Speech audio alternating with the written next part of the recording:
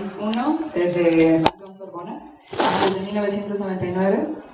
Es miembro del Instituto Universitario de Francia. Ha sido profesor invitado en varias universidades del mundo, como la Universidad de Padua, la Libre de Bruselas, la Universidad de Viena, la de Porto Alegre, Sao Paulo o la Humboldt en Berlín. Es autor de los siguientes libros: Hegel, Carl Schmitt, la politique entre spéculation et positivité, que está traducido al español y al portugués, y que mereció el premio José de la Academia de Ciencias Morales y Políticas. También es autor del libro L'effectif et le rationnel, Hegel, el esprit objectif, lo objetivo y lo racional, lo efectivo y lo racional, Hegel y el espíritu objetivo, que ya está traducido al chino, al inglés y al alemán.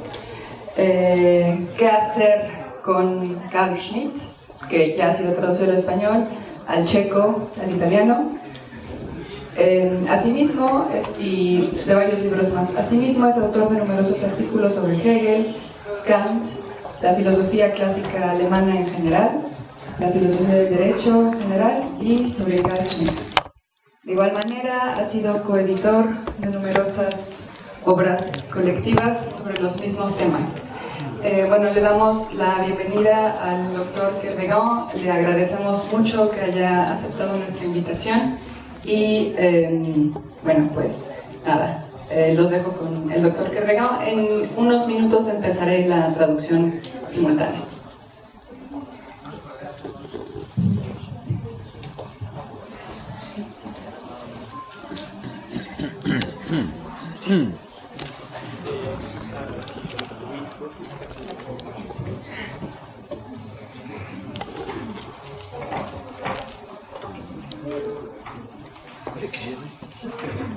Oui, je me sens seul. Je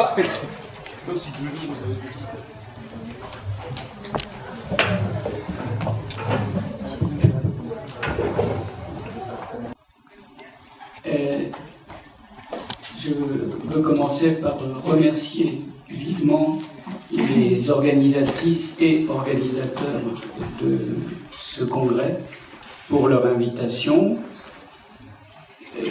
C'est la première fois que je viens au Mexique et je suis heureux de prendre connaissance de la vigueur de la vie philosophique dans ce pays. Je suis tout particulièrement reconnaissant à Zaida Rivera, qui est à l'origine de ma présence ici et qui a eu la gentillesse de traduire le texte que je vais présenter en espagnol et d'assurer maintenant la traduction, donc toute ma gratitude. Donc le titre de cette conférence est La rationalité normative, impulsions hegeliennes. L'hypothèse que je souhaite développer dans ce qui suit est que la philosophie de Hegel, et en particulier sa doctrine de l'esprit objectif, offre un point d'appui pertinent à la philosophie contemporaine de la normativité, donc à la philosophie du droit, à la philosophie morale, à la philosophie sociale et politique, ainsi qu'à la philosophie de l'action. La principale raison en est, à mon avis, que Hegel, grâce à son concept extensif d'éthicité, Sittlichkeit, s'est donné un outil puissant en vue de ramener les divers modes de la rationalité pratique à une structure unitaire fondamentale, sans pour autant réduire leur spécificité, à savoir le lien particulier qui s'établit dans chacun de ces modes entre normes et action. S'il est vrai qu'une certaine séparation du droit et de la morale est un trait caractéristique de la compréhension actuelle de la normativité. C'est à cette position qu'on attribue communément au positivisme juridique. Alors, la manière dont Hegel conçoit la rationalité pratique, à savoir, je dirais ainsi, comme un complexe d'attentes normatives subjectives et de réseaux objectifs de normes institutionnalisées, pourrait offrir une perspective fructueuse de dépassement par le haut, si je puis dire, de cette séparation du droit et de la morale. Ceci n'implique pas, toutefois, qu'il faille nier la différenciation des systèmes normatifs, qui est un des traits caractéristiques de la modernité. La théorie hegelienne de l'esprit objectif reconnaît la spécificité de la normativité morale et de la normativité juridique, tout en les comprenant comme des composantes abstraites, dans le jargon hegelien, c'est-à-dire non autonomes, d'une structure éthique fondamentale. Alors l'exposé se développera en 3 parties. Première partie, du droit et des droits.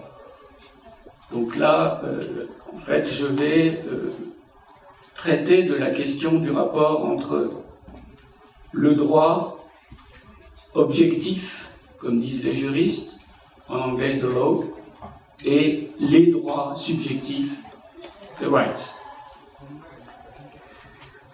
À première vue, il peut sembler étrange de rechercher l'actualité de Hegel dans le domaine du droit, puisque lui-même paraît ne pas tenir en haute estime le droit et son abstraction, le droit abstrait. 2 raisons, néanmoins, peuvent justifier ce choix. Tout d'abord, l'attitude de Hegel à l'égard de ce qu'il nomme le droit abstrait, c'est-à-dire en gros le droit privé, est bien plus nuancée que ce que l'on croit souvent. En dépit du fait que le mot abstrait a généralement chez Hegel une connotation plutôt négative, l'abstraction des déterminations juridiques, à mon avis, joue un rôle positif dans la construction d'ensemble de la doctrine de l'esprit objectif. Autrement dit, le formalisme du droit a ceci de fécond qu'il garantit aux normes et aux principes juridiques une universalité bien réelle. On peut le vérifier sur l'exemple de la personnalité juridique qui constitue, selon Hegel, la première objectivation de la liberté, laquelle liberté est elle-même la détermination fondamentale de l'esprit en tant qu'il s'oppose ou se distingue de la nature. Par suite, et c'est ma deuxième raison, le droit abstrait, le droit privé, joue un rôle important dans la structuration de ce que Hegel nomme la Sittlichkeit, éthicité, Ethicitat, puisqu'il constitue en quelque sorte, ce droit abstrait, l'infrastructure de ce que Hegel, conférant ainsi à une dénomination très ancienne, Societas Civilis, une signification nouvelle, de ce que Hegel nomme la société civile ou civile bourgeoise, bürgerliche Gesellschaft. Quoique celle-ci, en raison des tensions qui l'affectent, soit, citation de Hegel, le système de l'éthicité perdu dans ses extrêmes, elle est, grâce à la nécessité inconsciente, l'expression est de Hegel, à la nécessité inconsciente du marché, grâce à la régulation politique des tensions sociales, ça c'est ce que Hegel nomme, dans un vocabulaire déjà dépassé à son époque, la police, et, last but not least, grâce à l'encadrement juridique de l'agir social, eh bien, la société civile est, grâce à ces différents facteurs, susceptible d'une certaine requalification éthique, bien qu'elle soit au départ le système de l'éthicité perdu dans cet extrême. Cette requalification éthique doit d'ailleurs être conquise de haute lutte contre le potentiel d'incivilité conflictuelle que recèle une société civile qui contient en elle, je cite Hegel, le résidu de l'état de nature. Hegel observe que dans ce qu'il nomme le système des besoins, à savoir le système de production et d'échange régulé par le marché, eh bien, citation, le droit devient extérieurement nécessaire en tant que protection de la particularité. Fin de citation. Le droit est un garde-fou face aux dérives de la compétition économique. Ainsi, autre citation, même s'il procède du concept, il ne vient à l'existence, le droit, que parce qu'il est utile aux besoins. Fin de citation.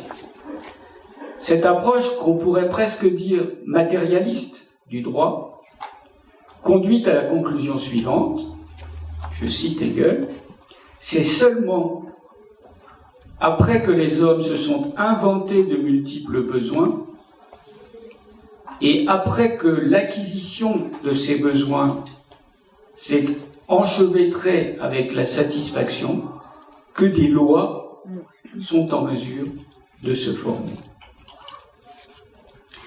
La capacité qu'a le droit abstrait d'être, je cite, quelque chose d'universellement reconnu, su et voulu, est ainsi une condition, certes insuffisante, mais nécessaire, de l'éthicité moderne. Le droit abstrait constitue l'assise, la base objective des droits de l'homme, entendu comme droit de l'individu social. Excusez-moi, j'ai mélangé mes pages. Comme droit de l'individu social, un individu que Hegel nomme, en se souvenant de Rousseau et de Kant, le bourgeois. De ce fait, la théorie hegelienne de la société civile peut être décrite comme une théorie critique ou dialectique de ce que l'on nommera plus tard l'état de droit. On peut donc avancer l'hypothèse suivante. Pour Hegel, l'état de droit, une expression qu'il n'emploie pas, mais le concept est là, l'état de droit n'est pas encore un état au sens plein, c'est-à-dire politique du terme, mais plutôt une société civile structurée juridiquement. Pour lui, Hegel, comme plus tard pour Marx, les droits de l'homme sont les droits du bourgeois plutôt que ceux du citoyen, comme l'indique la remarque du paragraphe 190 des principes de la philosophie du droit.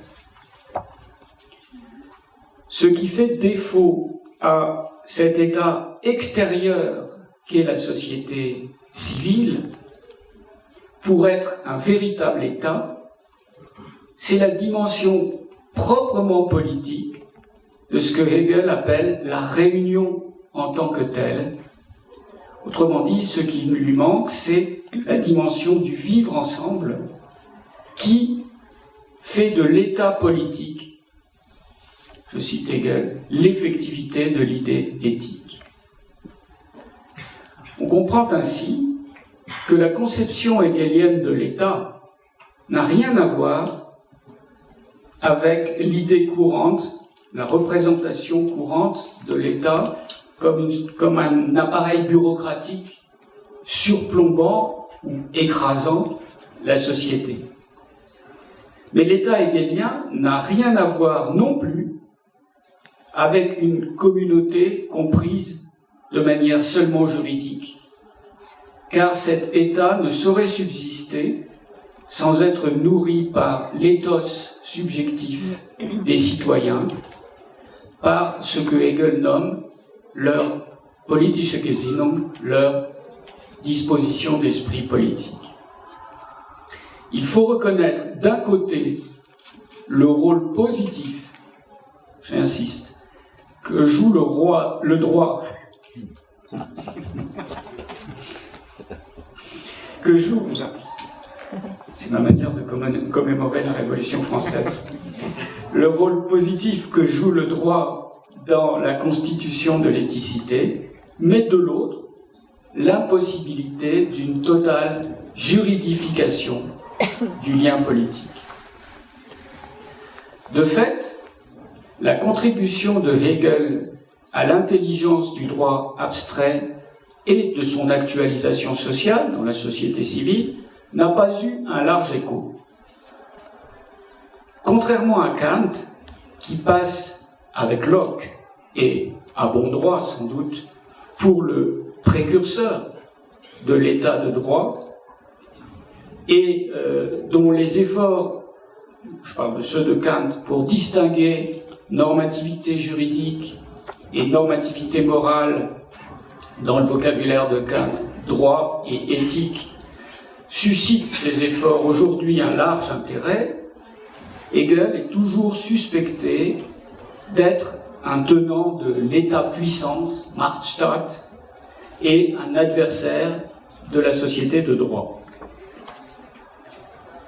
Que ce soupçon soit injustifié, je le crois, ne change rien à l'affaire. À quelques exceptions près, Hegel est rarement évoqué et encore moins discuté dans les recherches actuelles en philosophie du droit.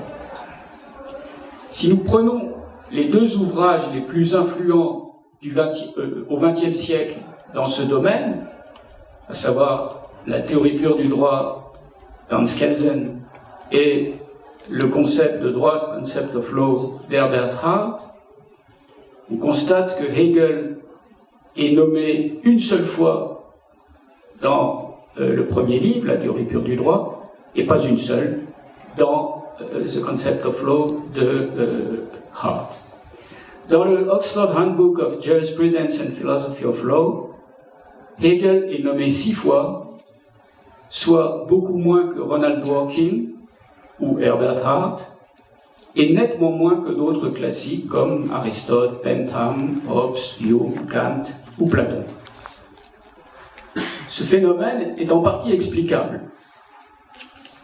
La philosophie contemporaine du droit est en très grande part de provenance anglo-saxonne, et la tradition philosophique dont elle se réclame en général est plutôt celle de l'empirisme et de l'utilitarisme que celle de l'idéalisme allemand.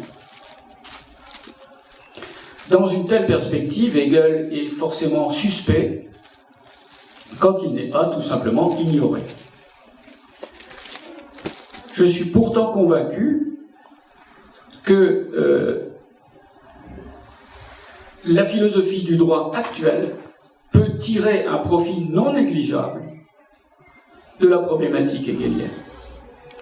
Il ne s'agit évidemment pas de reprendre à l'identique la conceptualité et les solutions hegeliennes, déjà pour cette raison que c'est une question qui a été déjà évoquée hier, en particulier dans la conférence du professeur Giusti, déjà pour cette raison que, pour certains comme Habermas et Honneth, certaines des présuppositions de la logique ou de la métaphysique hegelienne sont, disent-ils, et beaucoup le pensent, devenues incompréhensibles à l'ère de la pensée post-métaphysique. Je rappelle que Habermas a publié 2 livres sur cette question de la pensée post-métaphysique, et, ça c'est un scoop, il est en train d'en préparer un 3e.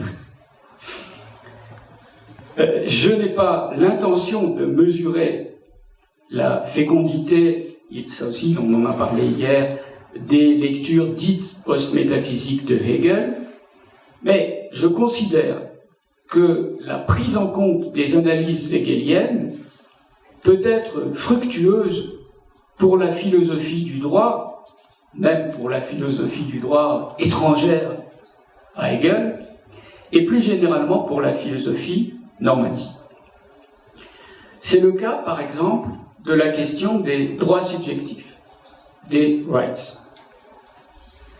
Si j'avais, j'ai traduit en français les principes de la philosophie du droit de Hegel, une des traductions.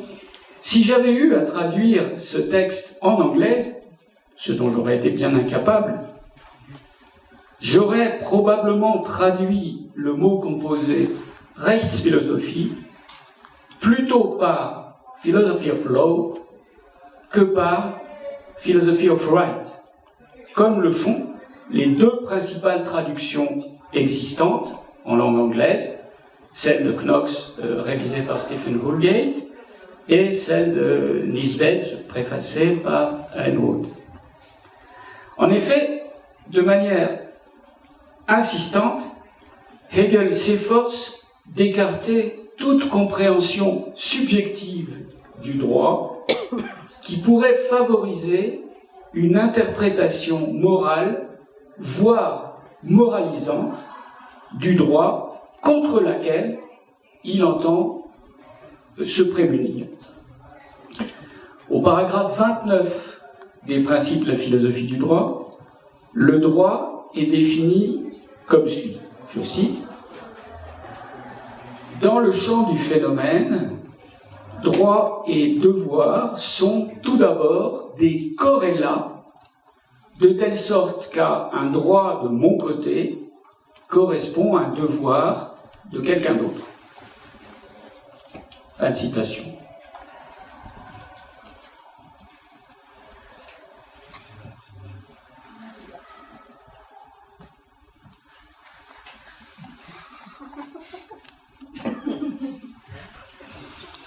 Pour le dire autrement, le rapport de droit privé dans sa configuration de base correspond à ce que on décrit usuellement à l'aide du terme de claim right. Toutefois, pour Hegel, ceci ne vaut que du point de vue d'une phénoménologie de la conscience juridique.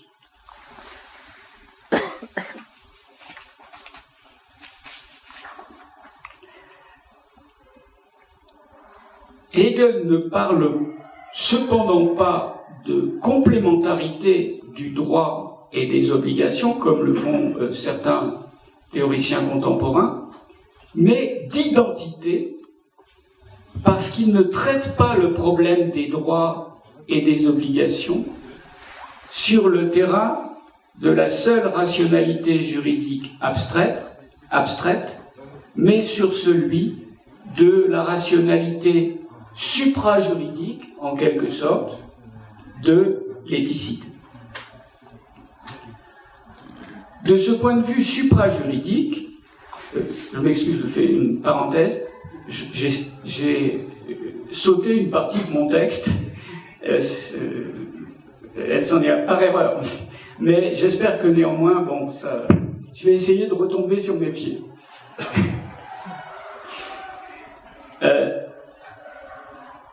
De ce point de vue supra-juridique, le point de vue donc de ce que Hegel appelle Sittlichkeit, l'éthicité, une seule et même situation juridique peut être décrite simultanément en termes d'obligations et de droits subjectifs.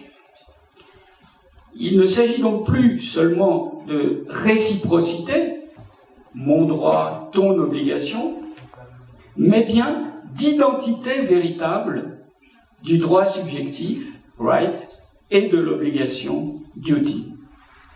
Cela même qui m'apparaît comme une obligation est, objectivement parlant, je suis Hegel, là, mon droit.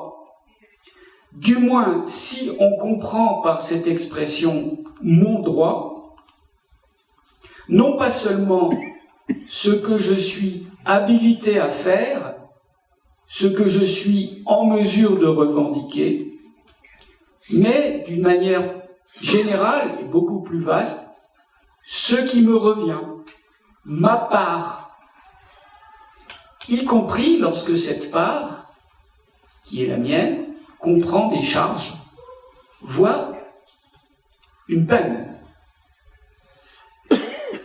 Ça correspond d'ailleurs au sens très ancien du mot ius en droit romain. Mon ius, c'est ce qui me revient. Et ce qui me revient, ce n'est pas seulement des droits au sens moderne du terme, mais aussi des charges, des obligations. Pardon pour le... Par exemple, lorsque je suis propriétaire d'une chose, je n'ai pas seulement sur elle un droit subjectif busus et abusus, dans le vocabulaire des juristes romains, mais aussi une obligation de confirmer cette propriété juridique par l'usage effectif de la chose. Il suit de cette conception élargie, très élargie, de ce que c'est qu'un droit subjectif, comme situation juridique qui revient à une personne, que même la peine infligée à un criminel est, je cite Hegel, son droit. La peine est ce qui revient au criminel, sa part, donc, en un sens très particulier, son droit subjectif. Dans la mesure, explique Hegel, où elle confirme, cette peine, l'autonomie du sujet de droit, sa responsabilité à l'égard de ses actes, et, par là même, rétablit sa dignité en le réconciliant avec sa propre personnalité libre, ainsi qu'avec l'ordre objectif du droit, au sens de ce law. On connaît la conséquence douteuse que Hegel en a tirée, la justification de la peine de mort. Quoi qu'il en soit, il faut retenir de cette conception originale du droit subjectif que celui-ci n'est pas seulement une liberté de ou un droit à, mais un complexe de détermination positive et négative, un complexe de droits, au sens étroit du terme, de rights, et d'obligations.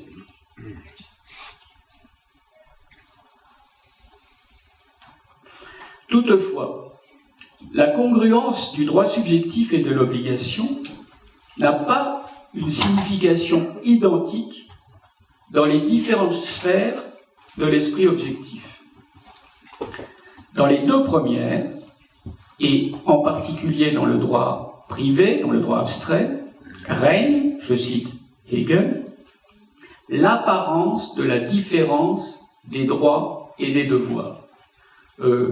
Juste une précision, selon les traductions, on parle de devoir ou d'obligation. Personnellement, je préfère le vocabulaire de l'obligation, parce que c'est celui qu'utilisent les juristes, et que le terme devoir a une connotation morale.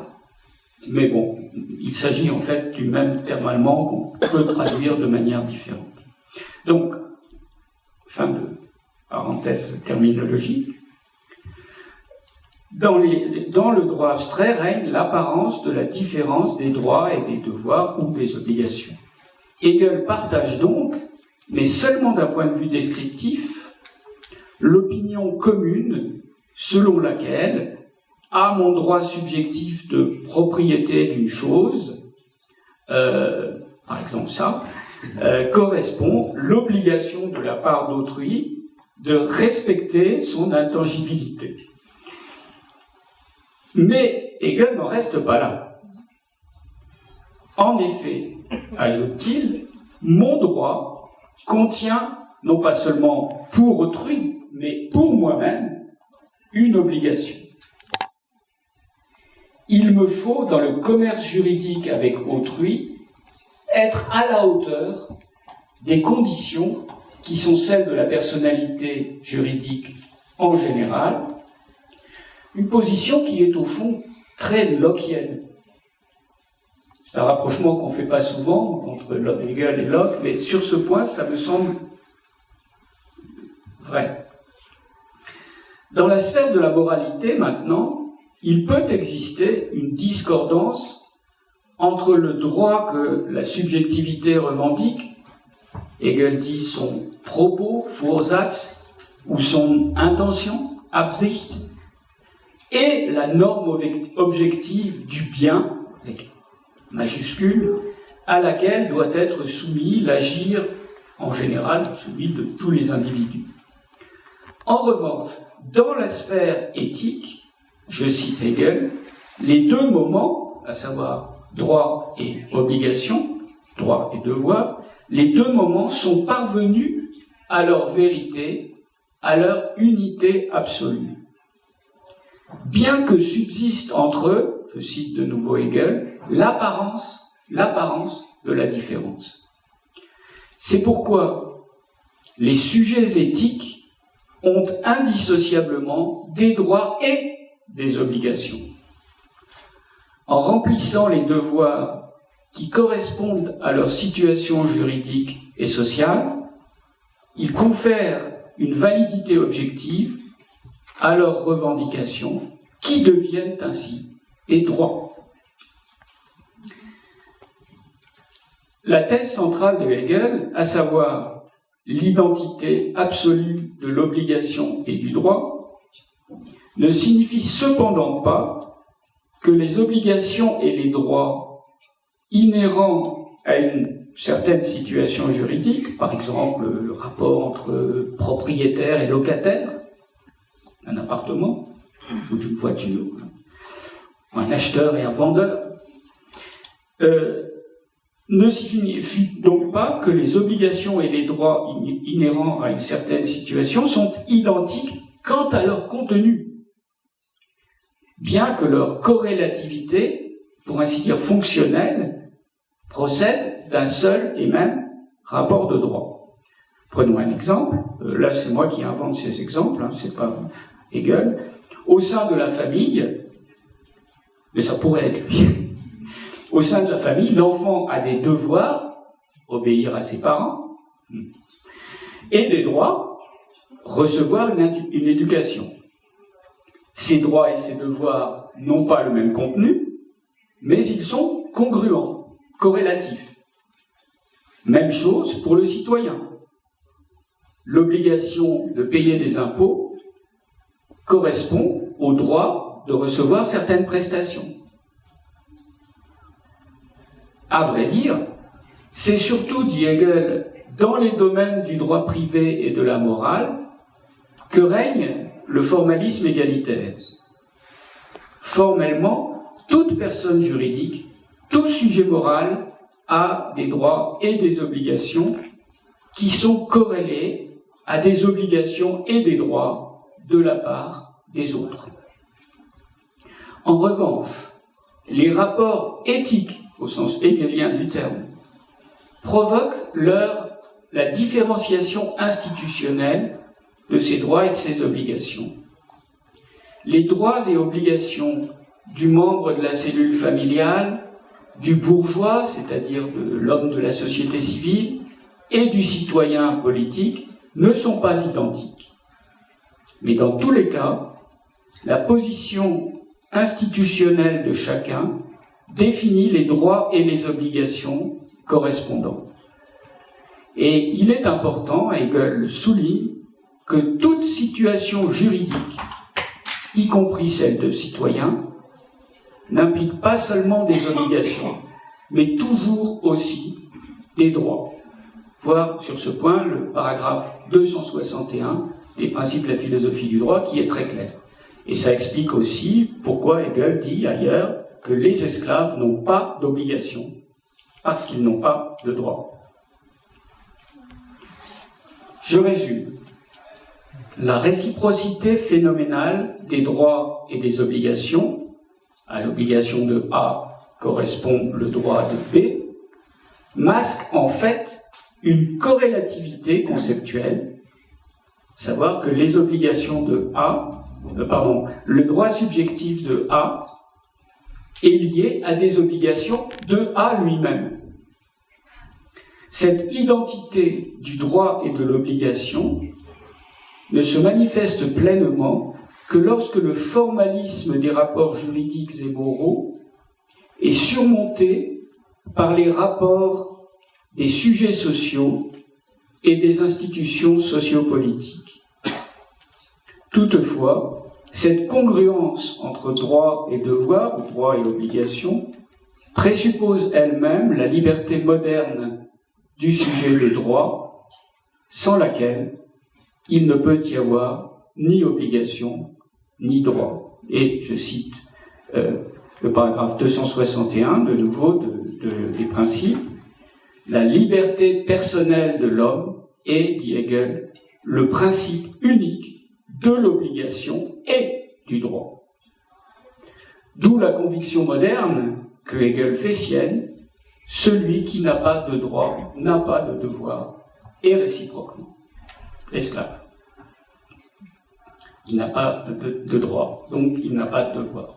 Les conséquences sont lourdes. Si l'esclave n'a pas de devoir, ça veut dire, par exemple, qu'un esclave qui tue son maître ne peut pas, en toute rigueur, dire qu'il a enfreint une obligation. Hegel, toutefois, fournit à cette conviction moderne, qui n'a pas de droit, n'a pas de devoir, et réciproquement, une assise qui n'est pas triviale. Seule une approche éthique et institutionnelle est en mesure de concevoir la concomitance des rights et des duties comme la conséquence d'un seul et même rapport.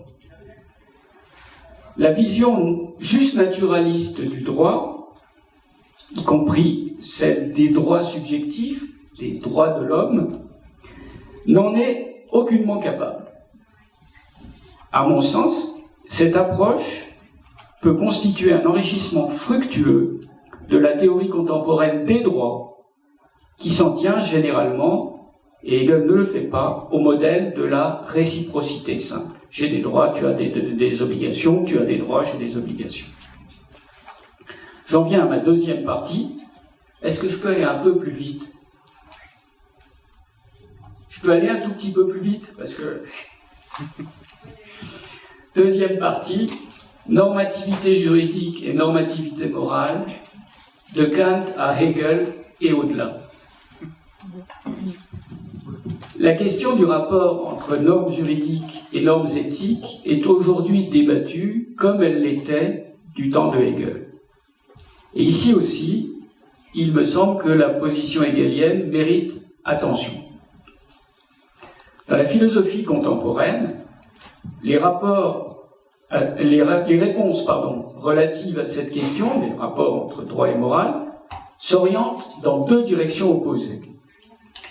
D'un côté, selon ce que j'appellerais la thèse de subordination, on prétend que les normes juridiques ont besoin d'une justification morale, directe ou indirecte, puisque les principes ultimes auxquels obéissent ces normes juridiques sont de nature morale. S'opposent à cela les tenants de ce que j'appellerais la thèse de séparation, qui se réclament le plus souvent de telle ou telle variante du positivisme juridique.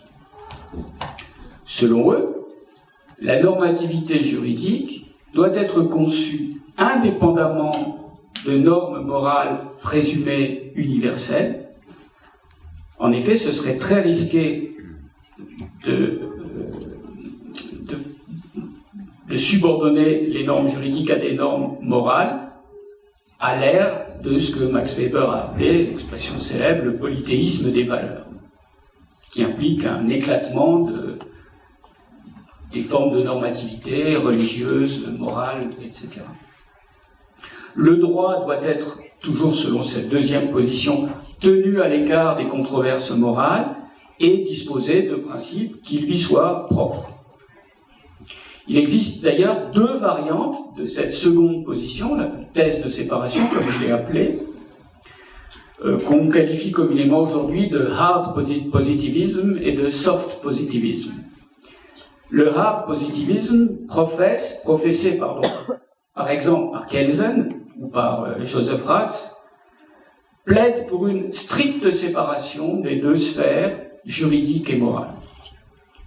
En revanche, le soft positivisme, position revendiquée par Herbert Hart, le soft positivisme considère qu'il existe un certain recoupement entre la sphère des normes juridiques et celle des normes morales. De telles questions, je saute 3 lignes, de telles questions étaient également très présentes dans la philosophie classique allemande.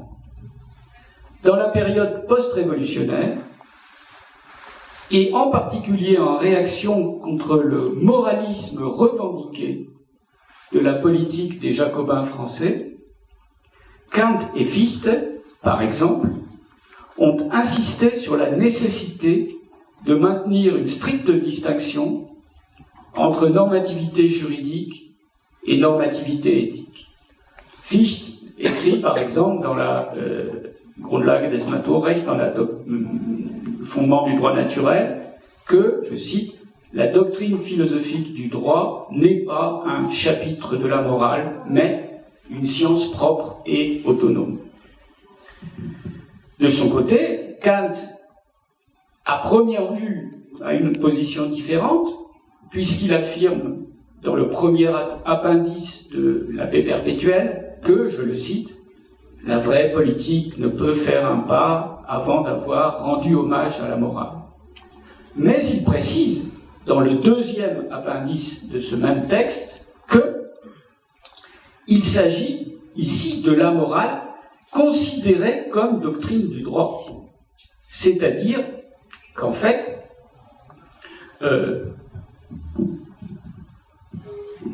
dans le vocabulaire de Kant, et singulièrement dans le texte sur la paix perpétuelle, la morale, dit morale, est en quelque sorte le genre commun dont le droit et l'éthique sont les deux espèces.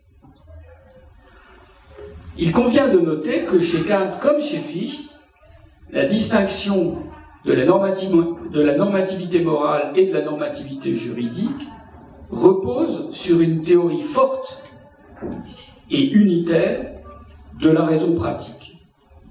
Sauf exception, une telle justification forte fait défaut chez la plupart des représentants actuels du positivisme juridique.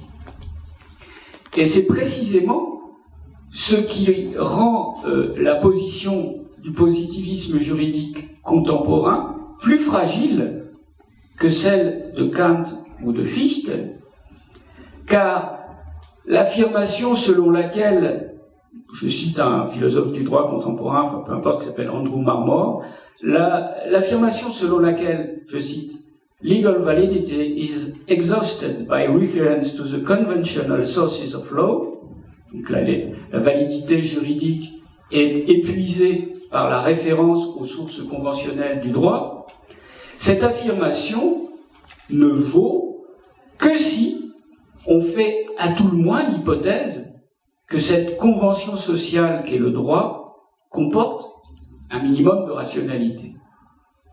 Or, une telle hypothèse, le droit comporte de la rationalité, une telle hypothèse présuppose sans doute une théorie de la rationalité institutionnelle et peut-être même, et ainsi je reviens à Hegel, une théorie de l'esprit objectif.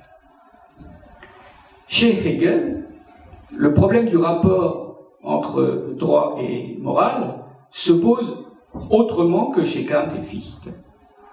Hegel considère lui aussi qu'il faut établir une stricte distinction entre morale et droit. Mais la justification qu'il donne de cette position est originale.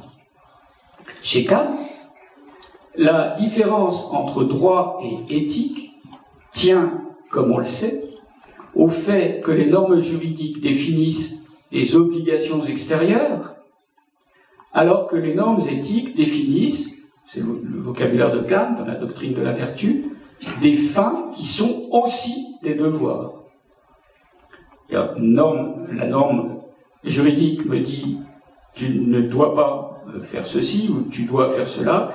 La norme éthique me dit tu dois vouloir faire ceci ou tu dois vouloir t'abstenir de faire cela. Par conséquent, chez Kant, la distinction entre droit et éthique ne concerne pas le contenu des normes, mais plutôt, c'est Kant qui le dit, la modalité de l'obligation.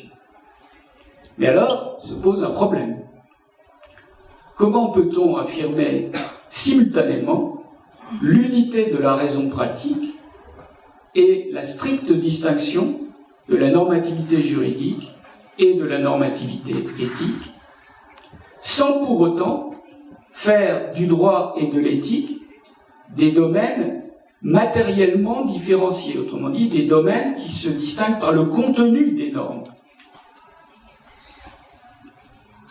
Kant aperçoit bien qu'une différenciation matérielle du droit et de l'éthique est insatisfaisante. D'ailleurs, les cas où les deux types de normes éthiques et juridiques se croisent sont multiples. Kant renonce également à la distinction ancienne, mais faible, je n'ai pas le temps de développer pourquoi, entre forum externum et forum internum, for externe et for interne. Il rencontre alors des difficultés que résume, à mon avis, la formule suivante, je cite Kant, la législation éthique est celle qui ne saurait être extérieure. Bon. La législation juridique est celle qui peut aussi être extérieure. C'est une formule, au fond, très complexe et ambiguë, d'une certaine manière. De même, l'idée selon laquelle le droit prescrit des lois pour les actions et l'éthique des droits pour les maximes, c'est-à-dire pour les projets subjectifs des actions, est insatisfaisante, tout comme la distinction que fait Kant entre le caractère plus ou moins large ou plus ou moins strict des deux types d'obligations morales et juridiques. Enfin, le recours que fait Kant dans 2 ou 3 passages à ce qu'il appelle, sans trop s'expliquer, la lex permissiva, la loi permissive, en vue de cerner la spécificité des normes juridiques par rapport à celle de l'éthique, n'est pas très clair.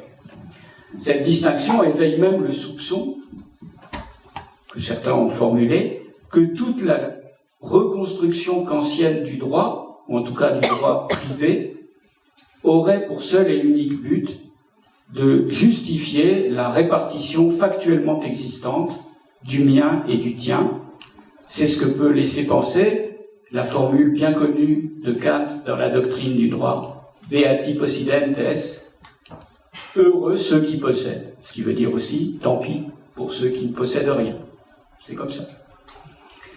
À mon avis, ces difficultés tiennent au fait que Kant aurait dû réviser la théorie de la rationalité normative qu'il avait construite dans la fondation de la métaphysique des mœurs et dans la critique de la raison pratique, pour pouvoir justifier l'égale dignité qui est reconnue dans la métaphysique des mœurs, ouvrage ultérieur, au droit et à l'éthique. Bon, je résume très rapidement pour aller un peu vite. Il me semble qu'en réalité, il y a une transformation profonde qui s'opère dans la conception même de la rationalité pratique entre le Kant de la critique de la raison pratique et le Kant de la métaphysique des mœurs. Sans quoi, on ne pourrait pas comprendre pourquoi Kant, qui est parti au fond de l'idée selon laquelle le droit ne relève pas de la législation pratique, il n'en parle pas, ni dans la métaphysique dans les fondements de la métaphysique des mœurs, ni dans la critique de la raison pratique. Pourquoi Kant en vient plus tard à une position toute différente selon laquelle droit et éthique sont des sphères normatives de poids égal. Je ne développe pas plus. Ce qui manque chez Kant pour justifier le poids qu'il accorde à la normativité juridique dans la métaphysique des mœurs, dans sa dernière philosophie, c'est une théorie puissante, unitaire, de la raison pratique, et il me semble que la critique de la raison pratique ne fournit pas une telle théorie. Mais c'est précisément une telle théorie élargie que Kant bâtit lorsqu'il conçoit l'articulation du droit et de la moralité à partir d'une théorie extensive, forte, de la rationalité éthique. Alors, ici, juste une parenthèse terminologique. Chez Kant et chez Hegel s'opère une sorte de circulation sémantique des termes moral et éthique. En effet, chez Kant, j'ai cité tout à l'heure la paix perpétuelle, chez Kant, la morale, dit morale, et, je l'ai dit, le genre dont éthique et droit sont les espèces. Alors que chez Hegel, l'éthique, ou l'éthicité, Sittlichkeit, devient l'équivalent de ce qui chez Kant s'appelait dit moral, et chez Kant et chez Hegel, en revanche, ce que Kant appelait éthique devient dit moral. Ce sont des changements de vocabulaire, c'est-à-dire que Hegel entend par morale ce que Kant appelait éthique, et Hegel appelle éthique ce que Kant appelait morale. Donc ça, il faut avoir ça clairement présent à l'esprit pour ne pas faire des contresens. Fin de la parenthèse. À quoi tiennent chez Hegel la parenté et la différence de la normativité juridique et de la normativité morale? La différence tient à ce que la norme morale définit et délimite la sphère de liberté du sujet, alors que les normes du droit organisent la sphère de liberté de la personne et de ses actions. Il ne s'agit pas d'une distinction seulement verbale. Le droit abstrait, comme dit Hegel, constitue le cadre normatif du commerce de personnes dont la liberté est incorporée, mais parfois aussi réifiée, dans des biens extérieurs, des choses, comme le montre l'exemple de la propriété. La norme juridique n'a donc rien à voir avec la subjectivité et ses maximes, comme dit Kant.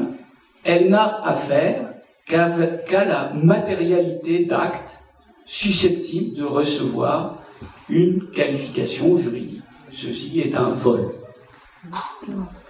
De leur côté, les normes morales définissent le champ d'action légitime du sujet, qui est pour cette raison, là je cite une formule extraordinaire du paragraphe 124 les principes de la philosophie du droit, Hegel écrit « Ce qu'est le sujet, c'est la série de ses actions ».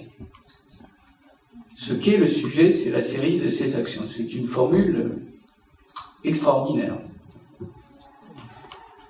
Ici, il est évidemment impossible de mettre hors circuit la subjectivité, comme le fait, comme doit le faire le droit. Dans la sphère morale, la subjectivité est, nous dit Hegel, le terrain de la liberté. Et dans cette mesure, le point de vue moral exprime le droit de la volonté subjective à l'autodétermination, en termes kantiens, à l'autonomie.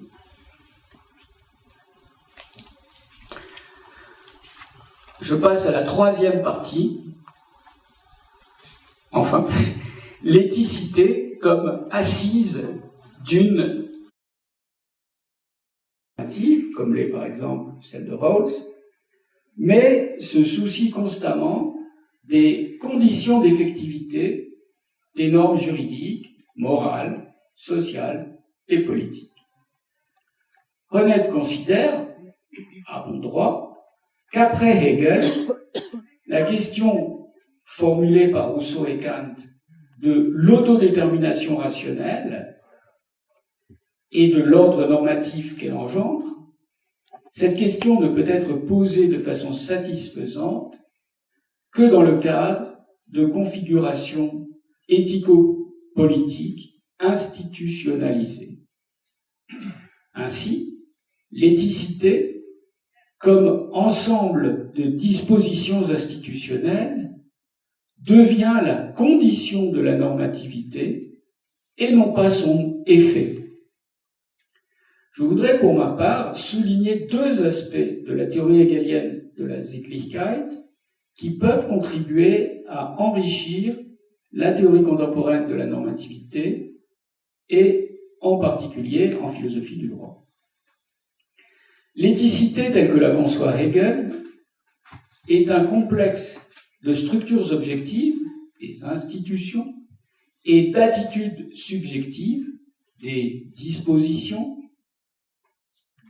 de l'éthos, d'être un complexe d'être social et de conscience individuelle et collective.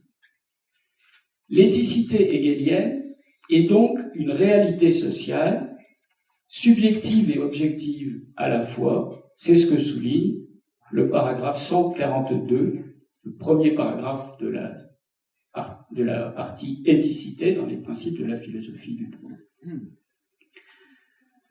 La Sittlichkeit, l'éthicité, regroupe des classes de normes auxquelles l'agir individuel est soumis. Mais ici, contrairement à ce qui pouvait se produire dans la sphère de la moralité, il n'y a pas de distorsion entre l'objectivité de la norme et la subjectivité de l'agent. Le bien, la norme éthique, est désormais, je cite Hegel, bien vivant, puisqu'en effet, il configure, pour ainsi dire, la subjectivité, l'informe, au sens fort, je dirais, quasiment aristotélicien du terme, de telle sorte que l'agir individuel est, au moins tendanciellement, dans une sorte d'harmonie préétablie avec cette norme. Réciproquement, la conscience de soi du sujet éthique est la pierre de touche de l'effectivité, même de la validité des normes éthico-socio-politiques. Ces normes ne valent que lorsqu'elles peuvent être consciemment approuvées et mises en œuvre par les individus et les groupes concernés. La Sittlichkeit hegelienne est donc tout autre chose qu'un procès sans sujet, au sens de Louis Althusser.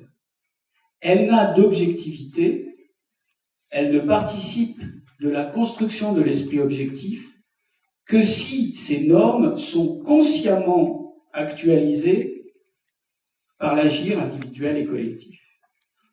Peut-être pourrait-on considérer le concept d'habitus de Bourdieu comme une sorte d'actualisation de la Sittlichkeit hegelienne. C'est une hypothèse qui n'est pas totalement absurde.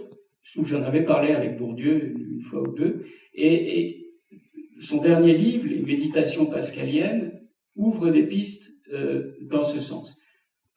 Mais bon. En effet, à l'aide de cette notion d'habitus, Bourdieu cherche à combattre tout à la fois, ses propres termes, les visions subjectivistes et les visions objectivistes du monde social. Comme Hegel, Bourdieu conçoit la pratique sociale comme, je cite Bourdieu, un système de dispositions structurées et structurantes qui se constitue dans et par la pratique et qui est toujours orienté vers des fonctions pratiques. Fin de citation. La définition que Bourdieu donne de l'habitus pourrait être utilisée pour caractériser ce que Hegel nomme en général la disposition d'esprit éthique, sittliche Gesinnung, puis de façon plus ciblée, la disposition d'esprit politique, politische Gesinnung. Donc, comme la pratique chez Bourdieu, la Sittlichkeit hegelienne met en question la partition, la séparation du subjectif et de l'objectif qui organise notre perception spontanée du monde social. J'en viens pour terminer à l'autre aspect qui me semble important du concept hegelien d'éthicité, à savoir son caractère institutionnel. La pensée institutionnaliste a mauvaise réputation, en particulier chez ceux, j'en fais partie, qui revendiquent la dimension critique du travail théorique, par exemple tous ceux qui s'inscrivent dans la tradition de ce qu'on appelle la théorie critique, l'école de Francfort, etc.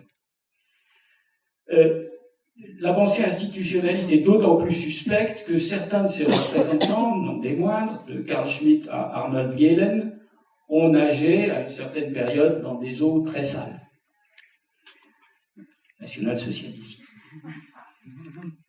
Je crois pourtant qu'il existe un usage fructueux de la problématique institutionnaliste. Et Hegel, je crois, en offre un bon exemple.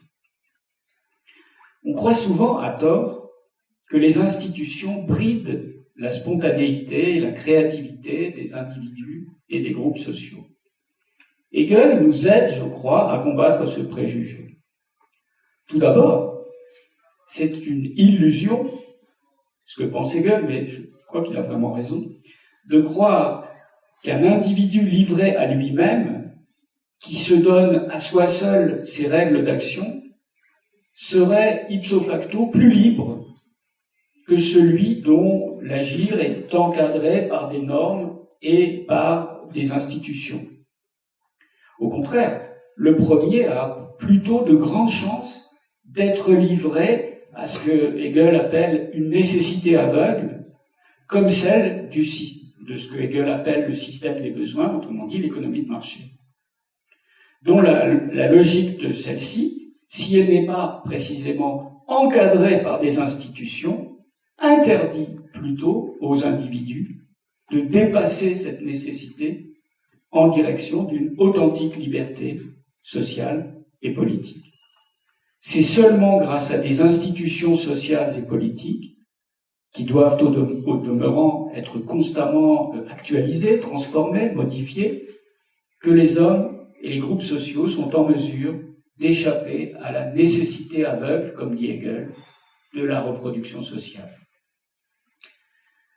D'autre part, il faut ajouter que la compréhension qu'on a fréquemment de ce qu'est une institution est trop étroite, beaucoup trop étroite. Par institution, on pense souvent seulement à ce que j'appellerais les macro-institutions, celles qui sont visibles, les grosses institutions. Mais en réalité, je m'écarte du texte pour aller plus vite, mais en réalité, notre agir est encadré aussi à côté des les macro-institutions. L'État, avec une grosse majuscule, l'école, l'université, toujours avec des majuscules. À côté de ces macro-institutions, notre agir, et c'est non moins important, est aussi structuré par des micro-institutions à peine perceptibles qui organisent ce que nous faisons et ce que nous sommes. La première d'entre elles, la moins visible mais la plus prégnante, c'est le langage.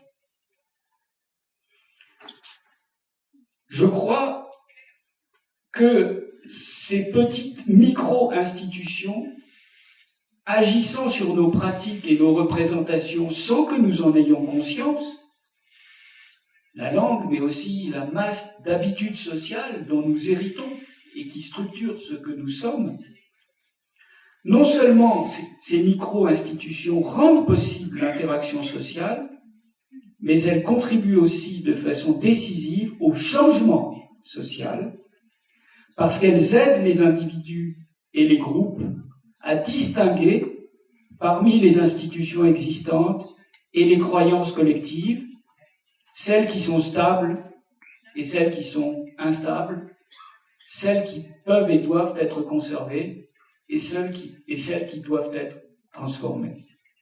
Certes, Hegel n'a jamais explicitement dit quelque chose de tel que ce que je viens de dire. Il est même probable qu'il a eu lui-même, l'individu Hegel, une vision plutôt conservatrice de ce que j'appellerais pour ma part le travail éthique des institutions.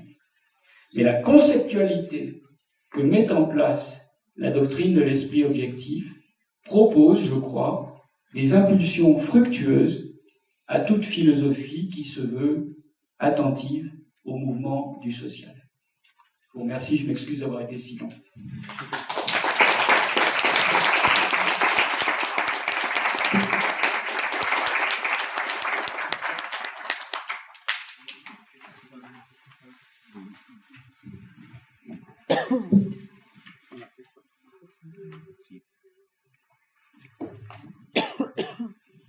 Bueno, voy a dar la palabra para preguntas, comentarios al profesor Kervegand.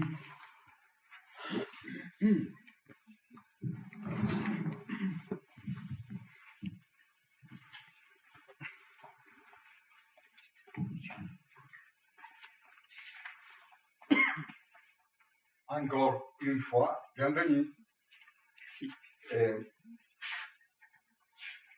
Ayer conversaba un poco con el profesor Kervegand de estas tragedias terribles que estamos viviendo en este país y que todos sabemos y que nos preocupa profundamente.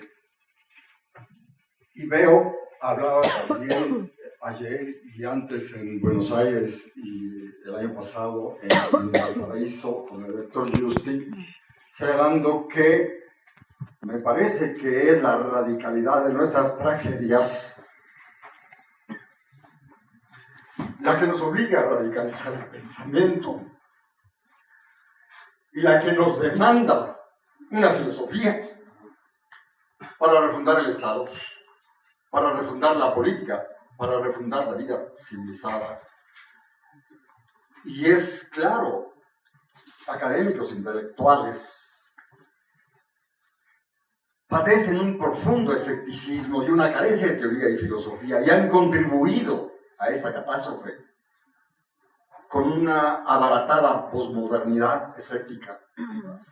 Y parece que lo que requerimos es justo un pensamiento fuerte, sólido, profundo.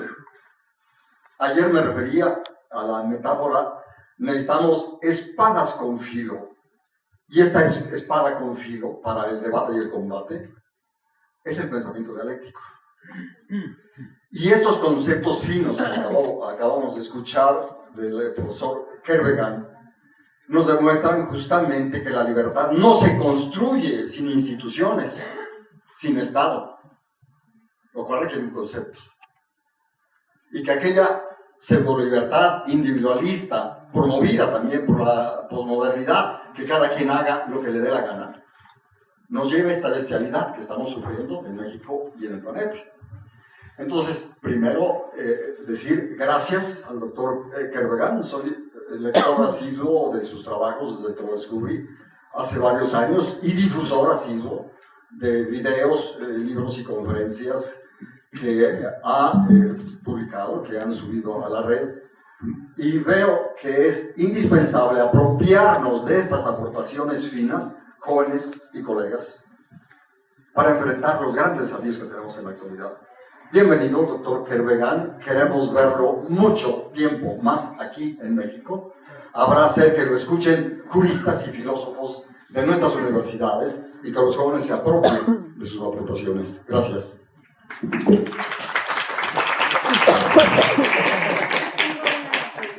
Perdón, el profesor Justi había pedido la palabra.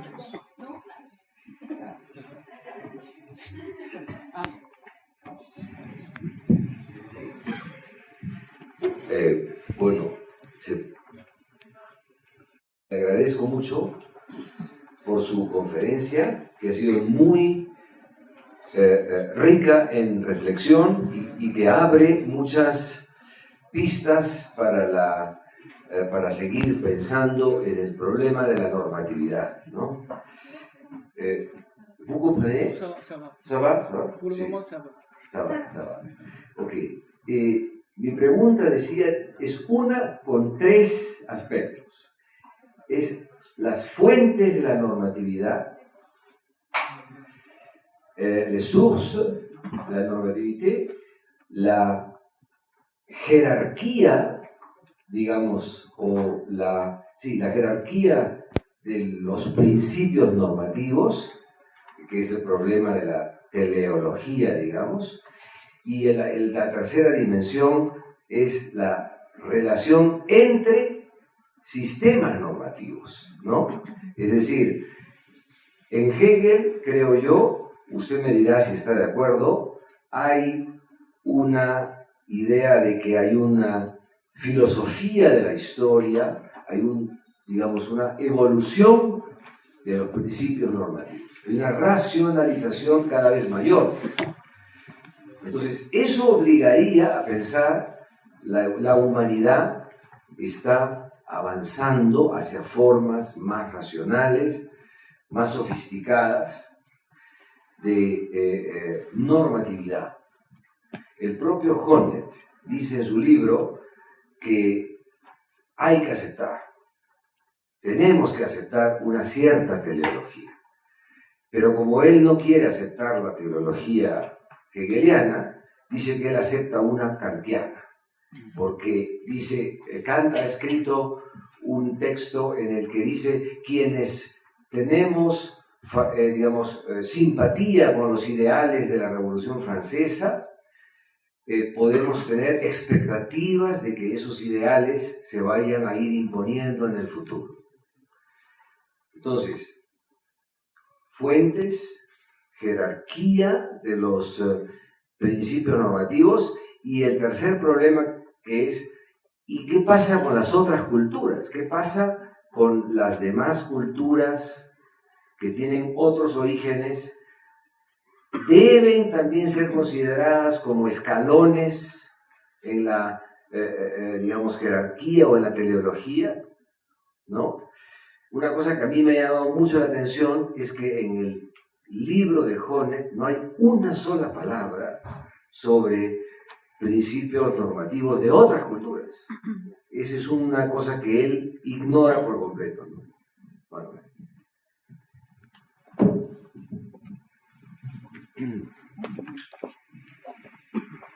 En français, je vous remercie pour vos remarques. Je pense que je m'accorde tout à fait avec vous, aussi sur la dernière remarque, sur le caractère eurocentrique, ou plutôt euro-nord-américo-centrique de la construction de Honneth. C'est tout à fait d'accord avec cela. Mais au-delà de ça, juste, il me semble, et je crois que ça va tout à fait dans le même sens. Ah, pardon. Es que tengo que traducir ahora. Sí, en efecto, voy a responder respecto a las posiciones eurocéntricas de Honneth. Oui, il me semble que j'ai dit à un moment que ce qui fait défaut aux différentes formes de théorie juridique contemporaine, Me parece que lo que falta, lo que se ha hecho en falta en las tradiciones jurídicas contemporáneas, c'est une théorie forte de la rationalité. fuerte de la racionalidad. Il me semble aussi, je l'ai dit, que Kant n'est pas allé jusqu'au bout dans la construction de cette théorie forte. Me Mais- parece, oui. y también lo dije, que Kant no fue mucho más lejos, como debió haber ido, en la construcción de esta teoría fuerte, Et que Hegel y est parvenu, et ça inclut bien sûr, j'en ai pas parlé, mais vous avez eu raison de le souligner, une théorie historique de la rationalité. y que Hegel, por el contrario, no lo mencioné, pero el profesor Justi lo había mencionado, Hegel tiene una teoría teleológica de la racionalidad. Cette théorie forte de la rationalité, qui selon moi va de pair avec une théorie de l'institutionnalisation des normes, oui, Esta teoría fuerte de la racionalidad va a la par con qu'une conception de l'institutionnalisation des normes. va a la par con una teoría de la institucionalización de las normas.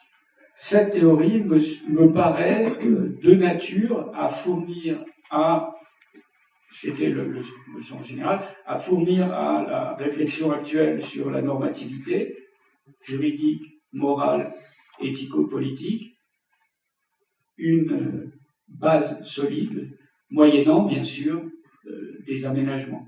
Esta teoría puede, como lo pienso y como lo dije, dar algunas bases sólidas a la teoría contemporánea, por supuesto con algunas modificaciones. Par exemple, c'est votre troisième point, la relation des différents systèmes normatifs, précisément ce qui est fécond dans la théorie hegelienne de l'esprit objectif, c'est que véritablement, ces différents systèmes normatifs sont pensés dans leur articulation. Droit, moralité, Sittlichkeit. Lo que es fecundo en la propuesta de Hegel es que estos tres elementos, derecho, moralidad y Sittlichkeit, van juntos, y eso se refiere al tercer punto que el doctor Justi había indicado. Quant à la question des sources de la normativité, justement ça c'est un point très intéressant parce que il y a une réflexion très développée aujourd'hui, notamment dans la philosophie américaine. Christine Korsgaard a écrit un livre qui s'appelle Sources of Normativity sur les sources de la normativité, mais me perdí un poco. No puede. Bon, il y a une réflexion contemporaine sur les sources de la normativité. Hay una reflexión contemporánea sobre las fuentes de la normatividad. Mais les limites de cette réflexion Pero los límites de esta reflexión, me parece, me semble nécessiter le passage à un autre type d'approche des sources. Pero me parece que el problema es que estas nuevas teorías necesitan hacer un nuevo acercamiento para pensar en las fuentes. C'est-à-dire ni psychologique, no psicológicas, ni utilitariste, ni utilitaristas, ni moral ou plutôt moraliste. Ni moralistas. Et je crois que la théorie hegelienne de l'esprit objectif, et en particulier de la Sittlichkeit, y creo que la teoría del espíritu objetivo y en particular de la Sittlichkeit nous permet de réfléchir nos permite reflexionar de manière différente diferente à cette question des sources de la normativité. Voilà, je vous sobre esta remercie cuestión pour vos remarques. de la normatividad y agradecer al doctor Justi por sus comentarios. Sí, yo tenía una pregunta, pero no me gustan los micrófonos y unos podemos dar desde aquí. Hay una lectura de Bourdieu, traducida en español, que se llama Los derechos del hombre, de Kant a Marx. En esta lectura, Bourdieu explica como 3 diferenciaciones en Hegel en el proceso de concretización de los derechos del hombre. Los derechos infracívicos serían unos, después vendrían los derechos del ciudadano propiamente y después los derechos supracívicos. Bourdieu explica que no es posible para el pensamiento hegeliano que el Estado abarque todos estos derechos del hombre, los haga exhaustivos como derechos estatales, porque eso de alguna manera frenaría el flujo dialéctico o el movimiento dialéctico entre la sociedad y el Estado, y eso haría que pues, se fijaran derechos, se hicieran igualmente abstractos o particulares, y eso no permitiría la transformación del derecho y el enriquecimiento mismo o el movimiento mismo del derecho del hombre. En un momento, no sé si fue la traducción o yo entendí mal, que usted dice, el justnaturalismo no pudo ver este proceso de reciprocidad, del modelo de reciprocidad entre derechos y obligaciones. Y quizás sí, es verdad que Hegel enriquece y concretiza, definitivamente lleva el justnaturalismo como los justnaturalistas mismos no se lo pudieron imaginar. Pero lo cierto es que en este modelo, Bourdieu así explica, cómo sí se dan todos un modelo de reciprocidad de derechos y obligaciones, tanto en los derechos infracívicos como en los supracívicos, que no se rompe, inclusive ni siquiera en el momento, porque los infracívicos digamos que llegan hasta el primer momento de la sociedad civil, del estado de naturaleza, pero dice Hegel, ni ahí se rompe esa presencia justnaturalista, digamos, y esa presencia de la noción de igualdad justnaturalista y esa presencia de derechos y obligaciones, porque no son, o sea, en la sociedad civil ningún ser humano reducido a la esclavitud. Se sigue conservando la reciprocidad, a pesar de que sea como el clímax o la exacerbación del derecho del hombre como hombre. De hecho, dice Hegel, ahí aparece el derecho del hombre como hombre, ¿no? Parecería que no hay derechos y que no hay esta reciprocidad de derechos y obligaciones. Y siempre se ha juzgado que Hegel dice la igualdad, o sea, critica la igualdad de los naturalistas. Y dice ahí Hegel, ahí los hombres sí son iguales porque sí se respeta el derecho de la persona, el derecho de la dignidad de la persona. Y solo en eso los seres humanos son todos iguales. Entonces, no sé si yo entendí mal por la traducción que hicieron, que usted dice, no se extendería el justnaturalismo, o sea, a esta reciprocidad de derechos y obligaciones, o usted no quiso decir eso, porque de pronto la traducción se escuchaba mal. ¿Y qué piensa? O sea, mi pregunta concreta es, ¿qué piensa de este modelo que desarrolla Bourdieu de los derechos infracívicos, cívicos y supracívicos? Ustedes pueden ponerse los auriculares, que la traducción va a funcionar para la respuesta del profesor Quevedo. Je crois avoir compris le sens général de votre intervention. Alors, j'ai d'autant plus de respect pour Bernard Bourgeois que j'ai été son élève et son successeur.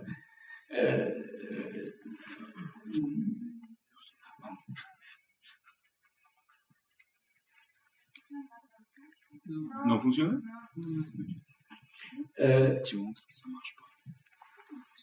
Estación 4, a los que le movieron. Estación 4.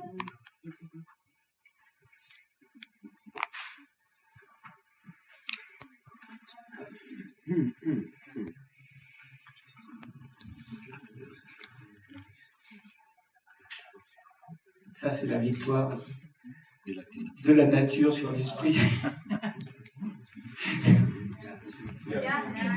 C'est bon.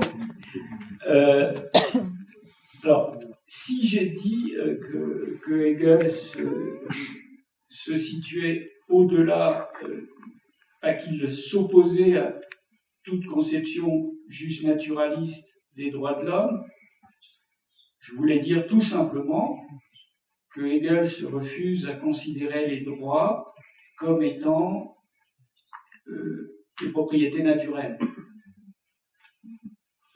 Tout simplement, c'est-à-dire que précisément parce qu'il pense la genèse des droits comme la genèse de la société de manière historique.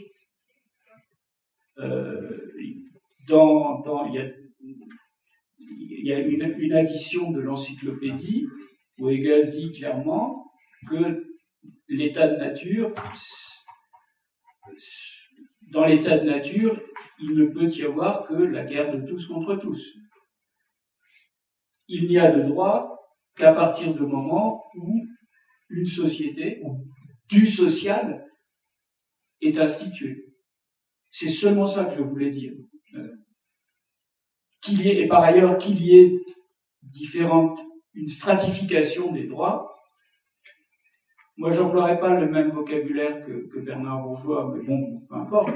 Il y a des droits strictement juridiques, il y a des droits moraux, il y a des droits éthico-sociaux, il y a des droits politiques. Et la puissance de la construction hegelienne consiste à tenter de penser de manière solidaire et unitaire ces différents systèmes de droit, avec cette idée qui le conduit, qu'on ne peut pas se contenter d'une conception fondée sur la réciprocité. C'est ça, moi j'ai insisté là-dessus, en tout cas, on ne peut pas se contenter de dire j'ai des droits, tu as des obligations, tu as des droits, j'ai des obligations. Mais j'ai des droits, ça veut dire j'ai aussi des obligations. Et je n'ai des droits que j'ai des obligations par rapport aux mêmes objets. Et c'est vrai aussi bien dans le droit abstrait que dans la moralité, que dans la sphère éthico-politique.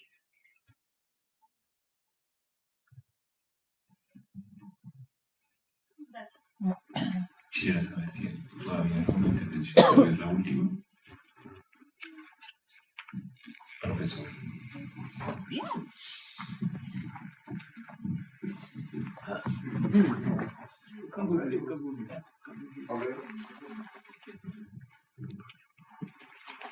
I can't speak fluently in Spanish, so I hope you'll permit me to pose the question in English.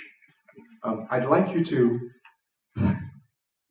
comment upon how your way of thinking about the relation of law and normativity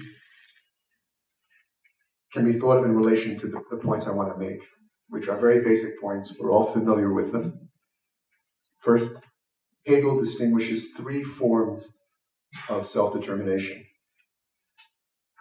The self-determination individuals engage in determining themselves as owners, in the intersubjective practice of abstract right. Secondly, the form of self-determination where individuals interact with one another as morally accountable moral subjects. Thirdly, as members of ethical community. Now, law itself, in distinction from property relations or moral interaction, is found as a component of two of the spheres of ethical community. First, in civil society, in terms of the civil administration of law, where it is a form of ethical community that does not involve any political self-determination. Then, in the sphere of the state, where you have law first as constitutionality, and then law operating in the political self-determinations where citizens participate first in legislating law through the legislative branch of government. Secondly, as authorizing legislative bills through the authorizing power or head of state. And thirdly, through the implementation of authorized legislation by the executive branch. I was wondering if you could relate how the issue of normativity in law can be thought of in terms of this threefold distinction of the forms of freedom, and secondly, the way in which law is to be found within ethical community as a component of both civil and political ethical community. Thank you. pense que je suis d'accord avec vous. Il n'y a pas d'objection à cette présentation que vous faites. J'ajouterais simplement, je l'ai dit rapidement tout à l'heure, mais c'est un point auquel moi je tiens, c'est que quand Hegel parle de der Staat, l'État, state, il ne conçoit pas l'État, il conçoit l'État comme véritablement ce qu'on appelle aujourd'hui le vivre ensemble. L'État n'est pas... Bon, bien sûr, l'État a une organisation institutionnelle avec les différents pouvoirs, on ne peut pas dans les détails, une constitution. Mais fondamentalement, l'État, c'est la définition qu'il donne, enfin la caractérisation qu'il donne au paragraphe 258, au tout début. Der Staat ist die Vereinigung als solche. L'État est la réunion en tant que telle. Aujourd'hui, on dirait vivre ensemble, Verein. C'est ce qui nous fait être ensemble.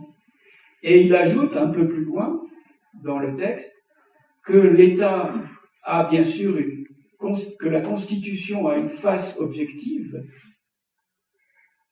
l'organisation des pouvoirs, mais aussi, et ça c'est un point qu'on ne relève pas assez souvent, il y a une constitution subjective de l'État. C'est-à-dire que c'est la constitution objective de l'État n'est rien si elle n'est pas portée, en quelque sorte, par le vouloir subjectif des individus.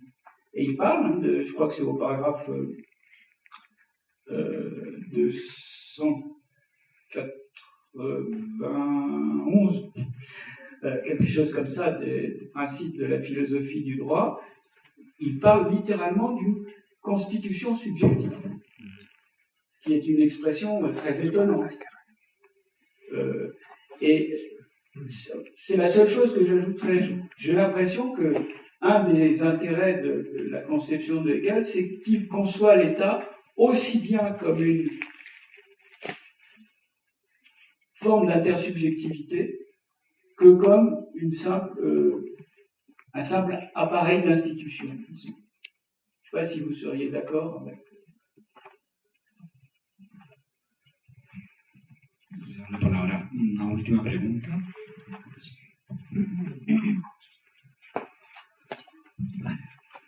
Gracias. En tu conferencia te has referido, al hablar de las fuentes de la normatividad, a diversas variantes de positivismo jurídico, por ejemplo, el positivismo soft, de Hart, y... No. Soft positivism. Soft. Sí, por eso, positivismo soft, de Hart. Soft, Kelsen. Sí, exacto, no, en Kelsen, ya.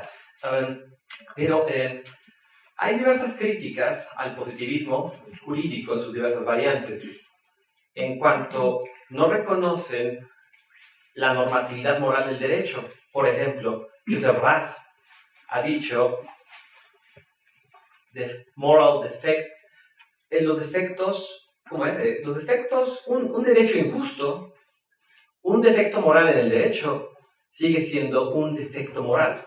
Es la tesis de Joseph Raz. Sin embargo, creo que Joseph Raz incurre en una contradicción performativa cuando niega la normatividad del derecho. Por ejemplo, Joseph Raz dice que el derecho tiene una pretensión de autoridad legítima, legitimate authority, y sin embargo no es creo que es una contradicción en el positivismo, al menos en la versión de Raz. Yo me pregunto si, referido a las fuentes de la normatividad del derecho, puede haber un conflicto entre la validez moral del derecho y la validez jurídica del derecho. Y yo te quiero preguntar si considerarías que en este caso de que hay un conflicto entre dos fuentes de normatividad, se le tendrá que dar prioridad a una normatividad moral cuando el derecho sea extremadamente injusto. Pienso, por ejemplo, en la tesis de Gustav Rathruck, de la fórmula de Rathruck, la cual dice extremes Unrecht ist kein Recht. el derecho extremadamente injusto no es derecho, y que Gustavo Radloff apela a los derechos humanos como un criterio de normatividad suprainstitucional, pero que tiene efectos en el discurso jurídico y que apela a transformar la normatividad estatal en nombre de principios morales. Merci. Je vais essayer de répondre très rapidement. Alors d'abord, en ce qui concerne Ratz, alors là on s'éloigne un peu de Hegel. En ce qui concerne Ratz, Joseph Ratz, il me semble que sa position a beaucoup changé entre son premier livre, dans lequel il a véritablement une position hard positiviste, et ultérieurement où il a réintégré des considérations de type moral, etc. Et sur ces questions que vous avez ensuite évoquées à travers Radbruch, je renvoie à cette discussion extraordinaire qui a eu lieu en 1958, dans les colonnes de la Harvard Law Review, entre Longfellow et Herbert Hart, sur la question, c'est une question importante, délicate, le droit nazi était-il du droit? Et Longfellow défend une position... Ça va? Longfellow défend, qui était donc à l'époque professeur à Harvard, défend une position juste naturaliste, classique. Il dit le droit nazi n'était pas du droit, et donc il ne fallait pas lui obéir. Et Hart répond, et je trouve cette réponse finalement très convaincante, le droit nazi était du droit. Parce qu'il était adopté suivant des procédures, etc. Mais il y avait des raisons extra-juridiques, des raisons morales de s'y opposer.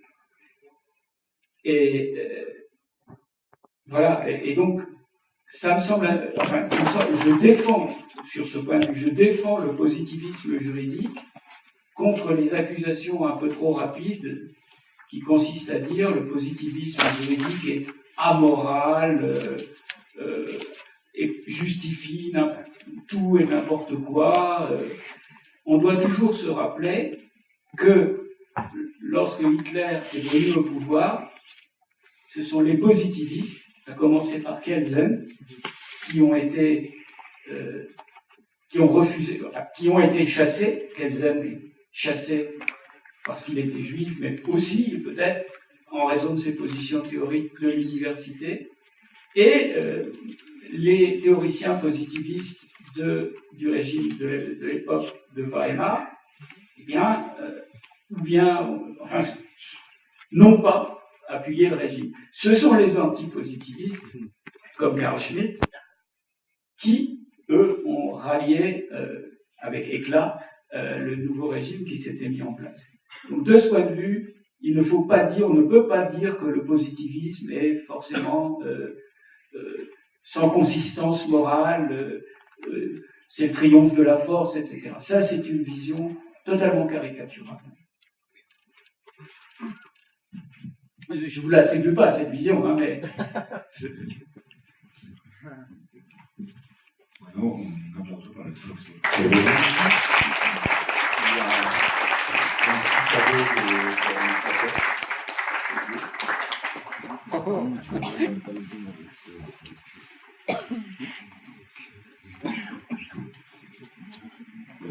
Merci beaucoup. C'était la partie de